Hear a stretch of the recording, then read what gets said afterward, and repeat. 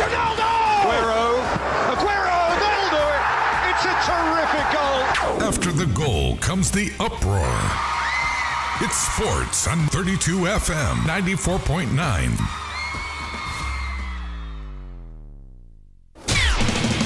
Can he play? The best players in the world and their best plays. It's sports on 32 FM 94.9.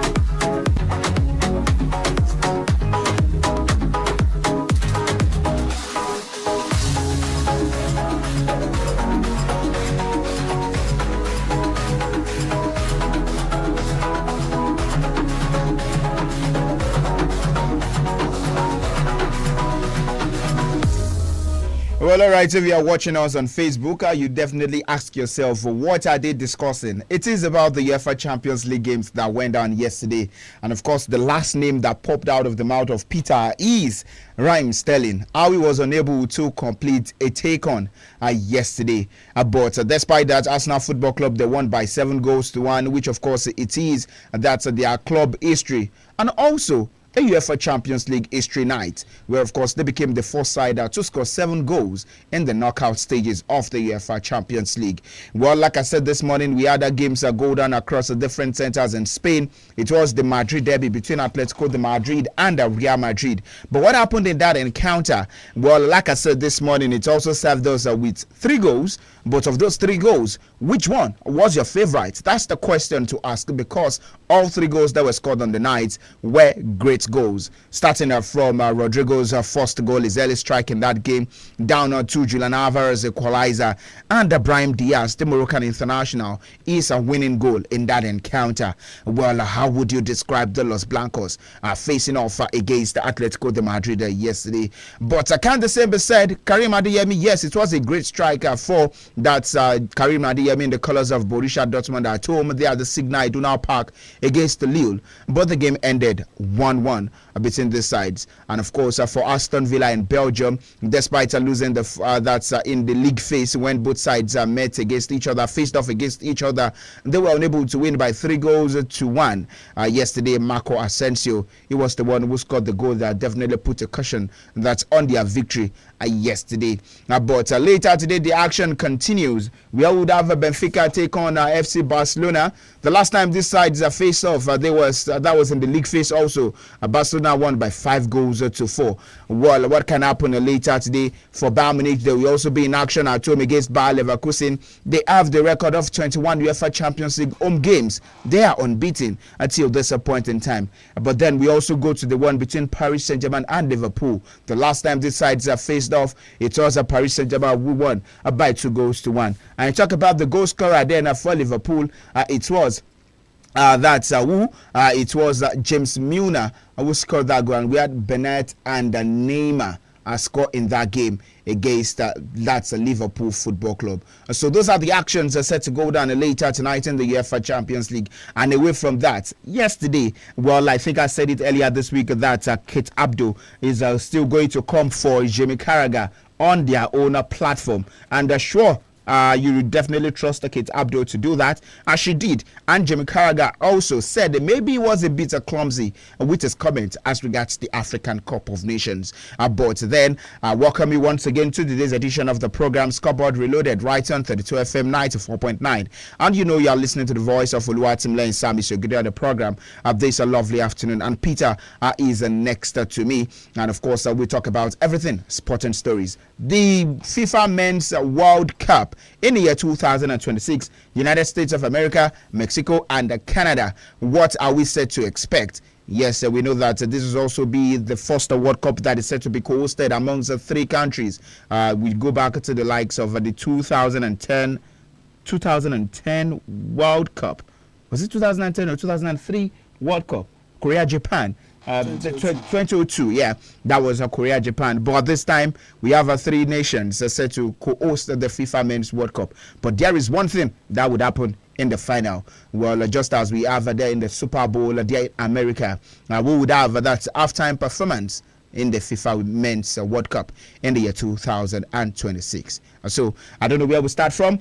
Probably we take a listen to the apologies from Jamie Carragher, and of course before we go further to discuss about other sporting stories and make the rounds, especially reaction, a preview of the games that went down yesterday, as well as the review of the games set to go down later today. Well, all right, let's take a listen to the words of Jamie Carragher, well, speaking about his that's a statement as regards the African Cup of Nations.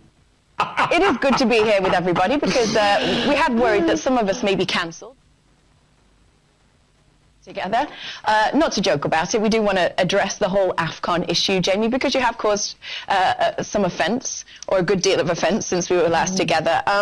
You basically, just to set the scene, you were talking about Mo Salah and the probability or not of him winning the Ballon d'Or, and you said that it would be difficult for him because he isn't playing in a major tournament, and that was seen as kind of dismissive or disrespectful of AFCON.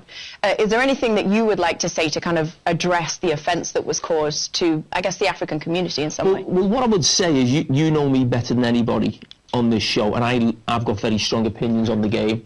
I love debate, and that will never change. But what I would never want to be described as a pundit would be ignorant or disrespectful. So that was never, my aim. And whether that's to a player, a club, a country, a continent, an international tournament, whatever that may be. So what I would say is where I got it wrong was I was clumsy with my language in describing AFCON as not a major tournament. I was trying to explain the merits of Mo Salah winning the Ballon d'Or, as you've just said, and I felt or feel that not just AFCON, I would say, the Asia Games, the Gold Cup, not so much the Copa America, but there's 5 major tournaments out there besides the World Cup that are for their continent, and they're obviously a major tournament.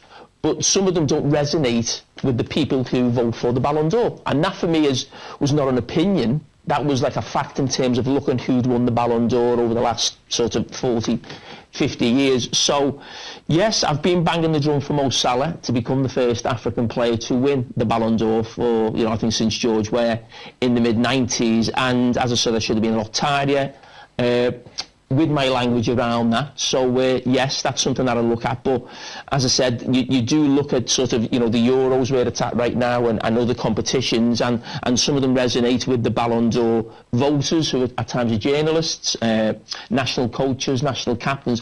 And one of the reasons might be because I think sometimes we forget the Ballon d'Or was the European Football of the Year. So maybe there is a bias towards maybe the Euros or European football in the past. So it was definitely not my aim to offend anybody. I know I've done that a lot in the past in different guises, shall we say, about maybe different players or teams, but that was certainly not the case. And yes, hopefully that's now addressed it. Would you like to share any thoughts on the Gold Cup before we go?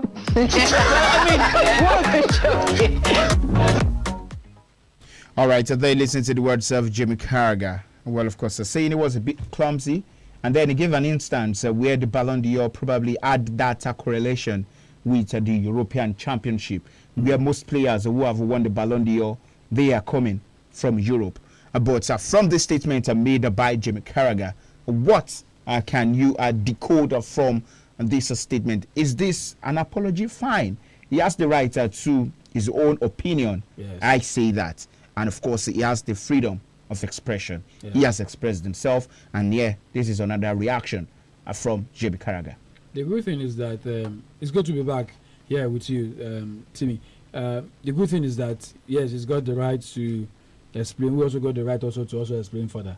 So that makes sense.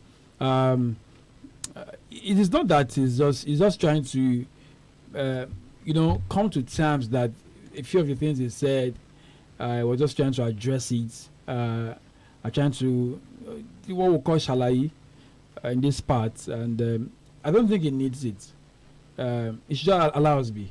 The good thing is that when he was saying it yesterday, if you watch the video, Henri was looking at him like someone doesn't understand what he's saying in the first place. So you say maybe you understand the point where Henri was coming from. Henri, I think he had that connection with a lot of African players. He had many. His French national team colleagues back then, Patrick Vieira has got his roots, Evra have got his roots. You can go on and talk about all those. You know, there was a time within Arsenal, 9 players. You remember vividly well if you had that back then.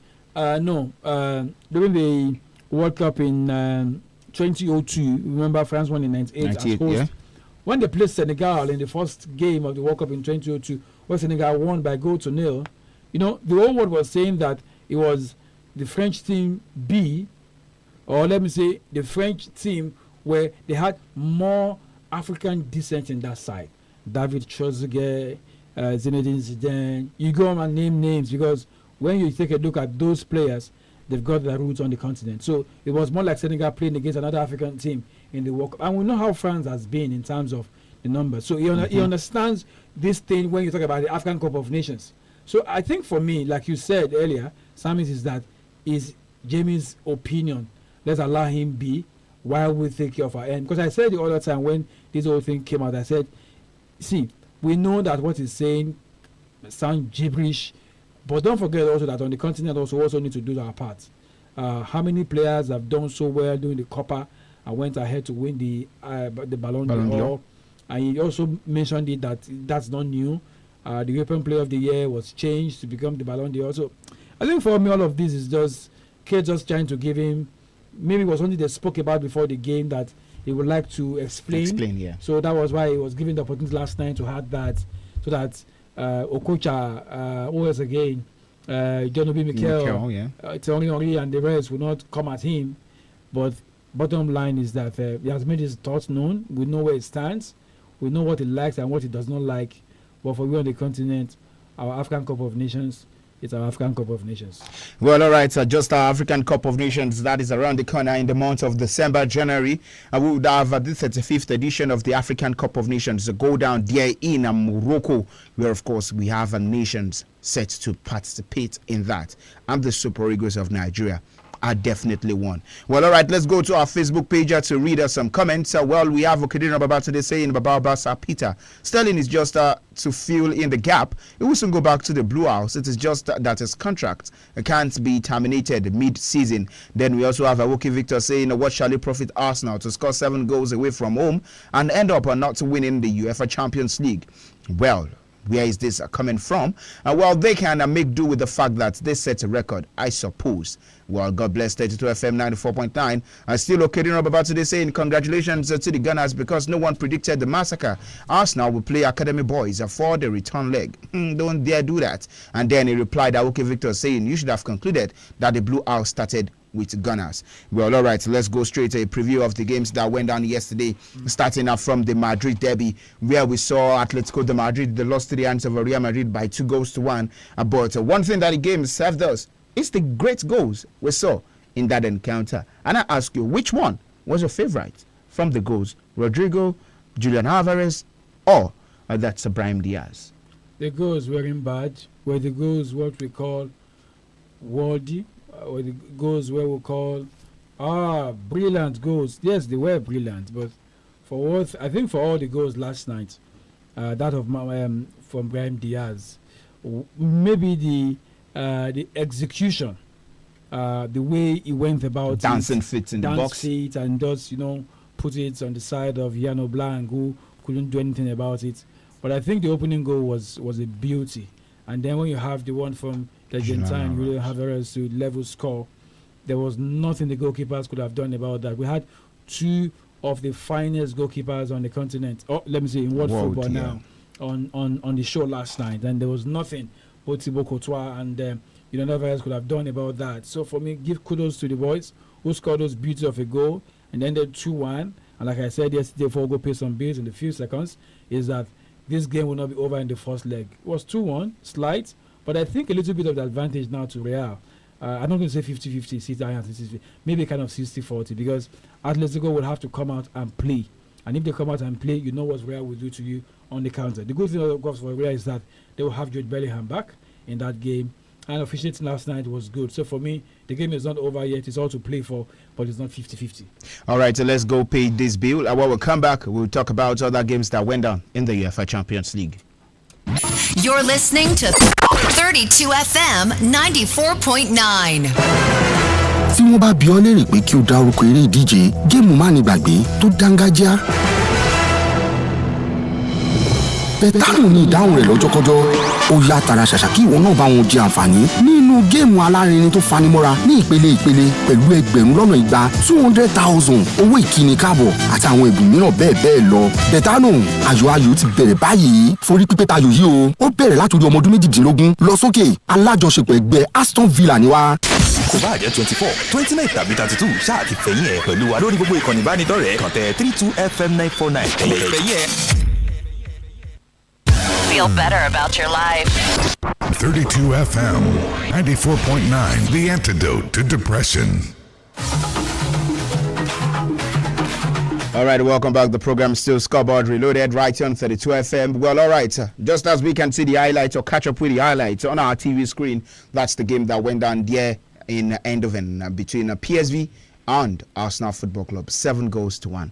That was quite easy for Arsenal Football Club. The question was for Arsenal, where were they going to get the goals? In their last 2 games in the English Premier League against the West Ham and Nottingham Forest, they couldn't get the goals, but yet they travelled away from home. They scored 6 different goal scorers, though they conceded 1. How easy was this for Arsenal Football Club? The result says it. The result speaks volume. You can't go away from home and hit your opponent by 7-1. And when it was 5, the Dutch fans that were there, maybe some of you are not Dutch, I can't be too sure, they were on their way home. Go home on time and maybe catch some movies to clear all of this nonsense off your head. Your team just went past Juventus Football Club in that same stadium, and then you have Arsenal Football Club come visit. Like Perez said during the press conference, they defeated Liverpool, yeah? Yes, before the game. That was an inconsequential game. Liverpool will say to you, even though, yes, I know the result doesn't speak in their favor, but Liverpool will remind you that at that point in time, they had 21 points because they've won 7 of their opening games. So the 8th was against Eindhoven when they lost by 3-2. So back to the game yesterday, the result speaks for Arsenal Football Club. It makes their job easier in the second leg, and that will mean they will put more on the game on Sunday against Manchester United in the English Premier League. For that message you read about the other time about what will it profit you to hit 7 and win the Champions League, it's just a little bit being petty about that. Give it to them. They won by 7-1. Winning the Champions League is a different ballgame entirely. It's a game at a time. And I've seen so many messages, Arsenal or from the European boys saying Arsenal will have a date with Madrid. So that means you're not sure it's going to be Atletico or going to be Real. But this one, I think it's done and done. So the team that should put out their feeder team or their young team is PSV Eindhoven, who are doing badly in the Dutch Eredivisie at the moment. So for Arsenal Football Club, they might decide to put in a few players who haven't been getting playing time. But for PSV, it's better for Peter Boas to leave a few of his key players back in Holland and allow some of the few players who haven't get playing time to be involved in the game in London. That will be next week Wednesday. So for me, I think this is easy tie. It's done and over. I don't think there's nothing in this game to talk about. The result is that PSV lost at home to Arsenal by 7-1. And they've been knocked out of the UEFA Champions League. Can we also put it as that? Yeah, what else again? Even though people will say it's football, it's like biscuits. Well, leave biscuits alone. This one is done. Well, been done and dusted also. Karim Adeyemi scored a goal for Borussia Dortmund yesterday against Lille. That was in one of the UEFA Champions League games that went down. And then for Aston Villa, they got a 3-1 victory against Club Brugge. Well, for Club Brugge, we know how it has been. They've actually been excellent in their UEFA Champions League running, but losing to Belgium 3-1, where they couldn't just keep that composure in the 9 minutes of that game, and they were not clinical in front of goal. This also kind of gone. This kind of looked like it's over. Villa go back to Villa Park where they've been good. But can we say it's really over because we saw what Club Brugge also did in Bergamo? Yes, I know what they did in Bergamo, and I Emery know what they did in Bergamo. But for Club Brugge also, let's also remind them that when the likes of Bayern came to Villa, they lost to Villa at Villa Park. The almighty Bayern lost. Don't tell me they're led by a coach who's not experienced. I don't care about that. Juventus could not even win at Villa Park. That's in the city of Birmingham. So for me, Club Brugge, just come, do what you need to do your best. I don't think that best will be good enough next week Wednesday when that game will go down at Villa Park, where they lead by 3-1. All right, so the actions are set to go down later today. Feyenoord in Netherlands also will still be up against Inter Milan. So let's just hope it doesn't get from bad to worse for Dutch sides in the UEFA Champions League. Yeah. Then the biggest one in Germany, Bayern Munich against the Bayer Leverkusen. Well, remember Bayern Munich, they've not gotten the better of Bayer Leverkusen this season. 2 draws, 1 victory for Bayer Leverkusen in the 3 meetings this season. But for Bayern Munich, they hold the 21-game unbeaten record. They are the Allianz Arena, and they will be looking to put their way back in the finals of the UEFA Champions League, which definitely will go down in front of their own fans there in Munich. All right, so now let's switch the whole discussion now. I just feel like we should switch it. I know you mentioned Feyenoord against Inter Milan. That's early kickoff for 6:45 in Rotterdam. Inter look like they will tear apart Feyenoord. Look like I said, but it might not be the case when we get to the pitch. Feyenoord have got something to prove. Feyenoord, don't forget, have got Robert van Persie is in charge. New manager. Second game in charge of the Dutch side. We'll wait to see. But I think this one is for Inter Milan to win, and I see them winning this one if you ask me for my prediction. So, Samuels, quickly here, I'd like to take you on this because I want to ask you to just take a peek. You have the opportunity of watching one of these games. Are you going to watch Bayern against Bayer Leverkusen, or you watch Paris Saint-Germain against Liverpool? Well, I'm not watching the German Bundesliga. I would settle for Paris Saint-Germain against the Liverpool Football Club because right here I have these statistics with me where we look at their frontliners. That's for Ousmane Dembele and Mohamed Salah. This season, they've played 39 games. Salah has played 39 games, and Ousmane Dembele has played 33 games. 30 goals scored by Mohamed Salah, 26 by Ousmane Dembele. But for Dembele, I think he's a bit shy in the assist charts, while Mohamed Salah has 22, Ousmane Dembele he has 6. And when we talk about the chances created, Mohamed Salah has created 79 and Ousmane Dembele 75. But you look at the excellent run of form in which Ousmane Dembele has been in the past 89 games, you would say that truly he can be the one to lead the Parisians to victory against the Liverpool Football Club. But on the other hand, you look at Liverpool, what they are doing in the finals of the Carabao Cup, top of the table in the English Premier League, where they hold a 13-point lead. PSG and then the same. Yeah, you look at it. That's why I say I'm not going to be watching the German Bundesliga. That's Bayer Leverkusen against Bayern Munich. But I rather want to see the attacking exploits of this side. Remember that both sides would actually, they have somewhat of the best attackers to offer. If you pick Mohamed Salah, then you can pick Ousmane Dembele, who I think has picked up a form from his days in Borussia Dortmund. But there's a Georgia also. 𝐃𝐈𝐒. So it's also there. There's a young French attacker in that side. Zaire Emery.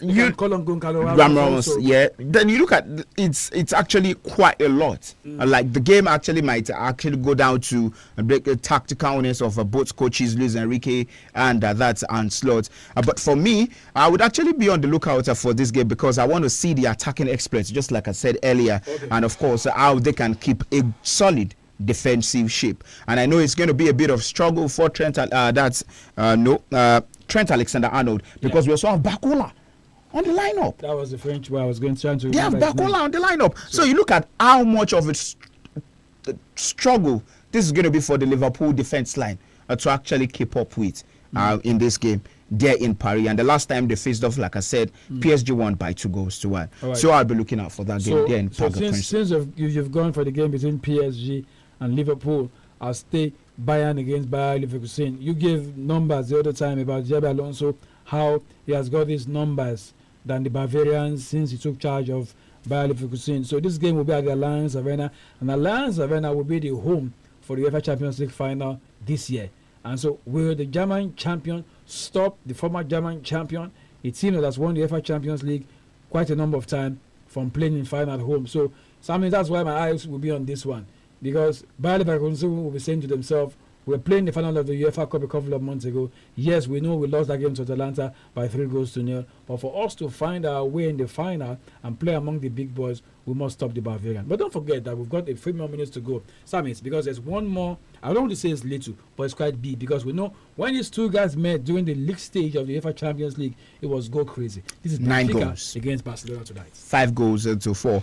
And looking at what might happen at Portugal later tonight, I think for Benfica, they should actually take a page from their defeat the last time out. Angel Di Maria will not be playing tonight. He's out injured. Yeah, but I don't think he was really much an influence the last time they faced off. So you look at the likes of Otamendi, the defense line, and then their attacking players. What can they do to shut out the attacking threats? Anyways, Rafinha, Lamine Yamal, all of these guys have to offer. That's for Barcelona later tonight in the UEFA Champions League. And I dare say that this would actually mark the beginning of what Barcelona can actually be like. That's in the future, where we talk about the prestige in which they hold in the UEFA Champions League.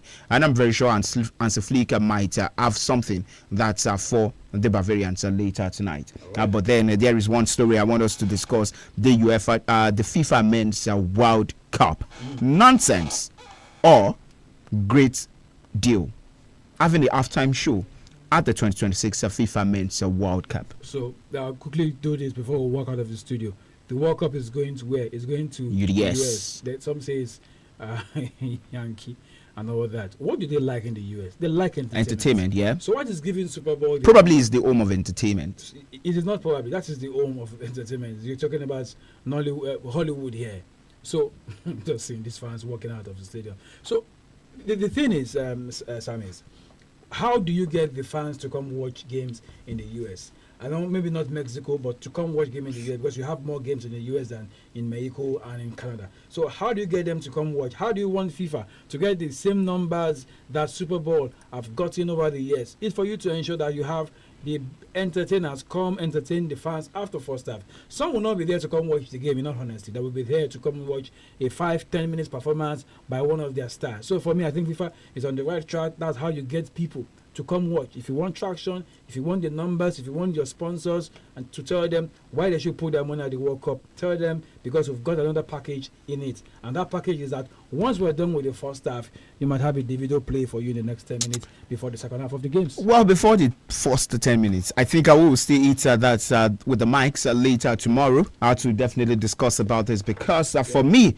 I feel it is going to disrupt the flow of the game. And then you look at you look at all of these things, what it has to offer. Is it really going to change anything? Football is a global game, and I think everyone actually wanted to watch it.